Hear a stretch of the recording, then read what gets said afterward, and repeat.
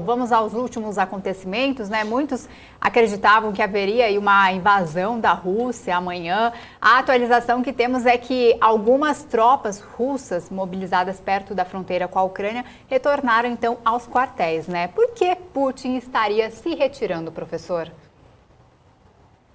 Eu acho que existem duas coisas aí para você levar em consideração, né?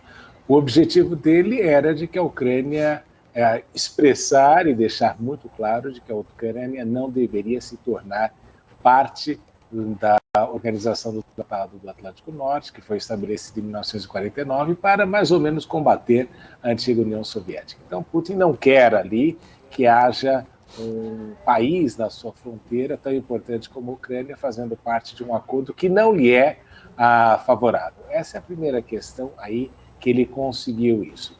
Em segundo lugar, nós não podemos deixar de considerar também que ele conseguiu outra vitória importante, né? Os países membros da OTAN, os 30 países membros, com certeza estavam se questionando por que gostariam de incluir a Ucrânia dentro do tratado, uma vez que o país tem um território ocupado e, imediatamente, se isso acontecesse, eles estariam em oposição a um país nuclearmente armado como a Rússia.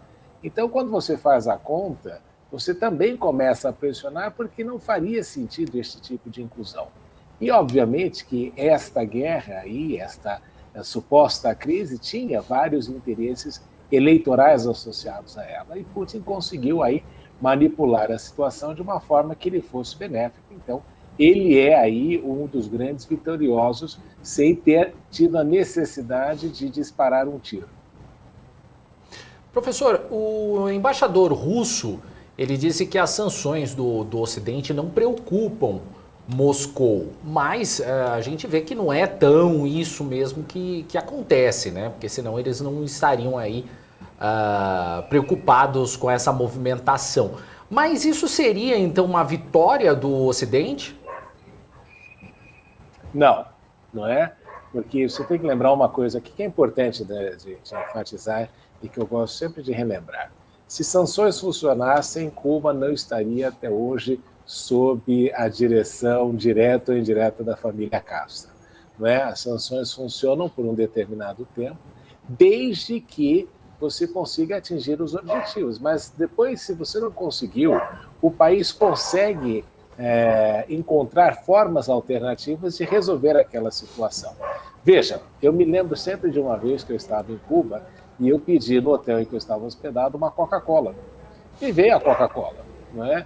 Em princípio, a Coca-Cola não deveria existir em Cuba, mas veio e era importada do México. Então, você vê que existe sempre uma forma de você encontrar um mecanismo de reverter isso. O fato é que a Rússia tem estado sob sanções desde que invadiu a Geórgia, desde que ocupou o território da Geórgia e que ocupou também um pedaço da Ucrânia.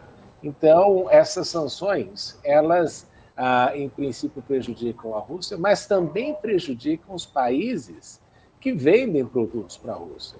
Um dos países que mais se queixa dessa questão de existência de sanções contra a Rússia é a própria Itália, que não pode vender muitas das suas marcas de luxo para a Rússia. E você sabe o que acontece, né? Uma vez que o mercado para de comprar determinados produtos, ele encontra outros fornecedores, então você perdeu aquele mercado por um bom tempo, ou pode ser que você tenha perdido aquele mercado para sempre. E você encontrar um fornecedor que consiga voltar a comprar e vender aqueles produtos é muito complicado. Esse é um aspecto aí relevante.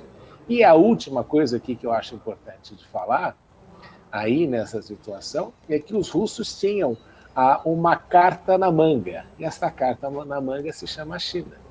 Não é? Porque os chineses, em razão do crescimento do relacionamento com a Rússia, mais ou menos se comprometeram de que se houvesse algum problema na compra de gás natural ou de petróleo por parte dos europeus, os chineses, obviamente, poderiam entrar neste processo como compradores. E a China é um país que necessita de energia e que não teria problema aí de diversificar o seu quadro de fornecedores para incluir a Rússia. Então, esta carta na manga, Putin também tinha neste processo todo.